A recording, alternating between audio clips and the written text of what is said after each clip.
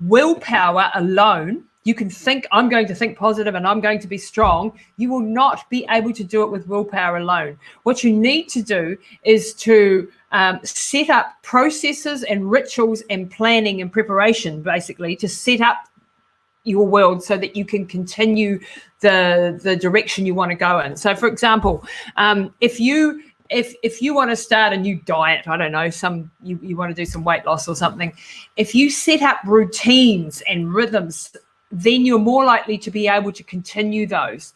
So the first couple of weeks of just starting a new behavior is about the willpower, and we're doing it, and this is what but willpower will run out on you very, very fast. But if you've set a routine, then it becomes easier and easier because you're making a groove in your brain. You're actually training this pathway in your brain.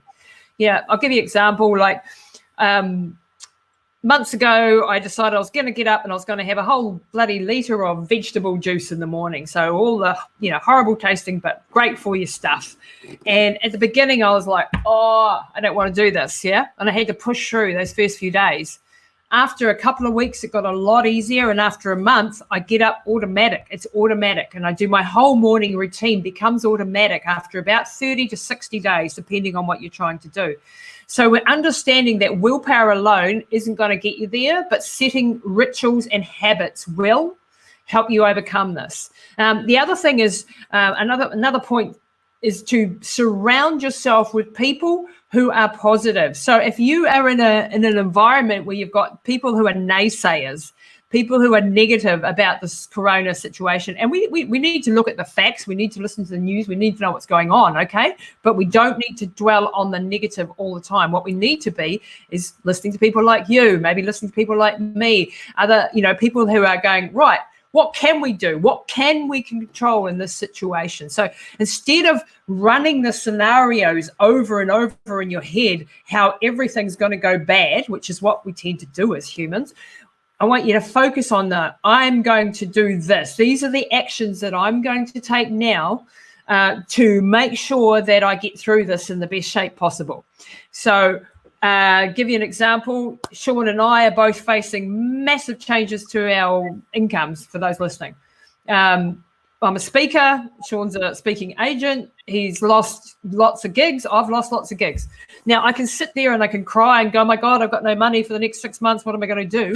Or I can go, okay, how can I think outside the square? How can I offer value to my people, to my audience, to my clients, and make something positive out of this instead of dwelling on the fact that I've lost all these contracts?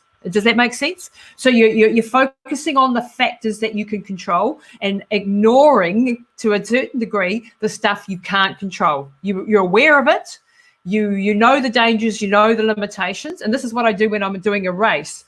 When I did one in the Himalayas, it was extremely dangerous at extreme altitudes, and you were going 222 Ks over these two massive passes.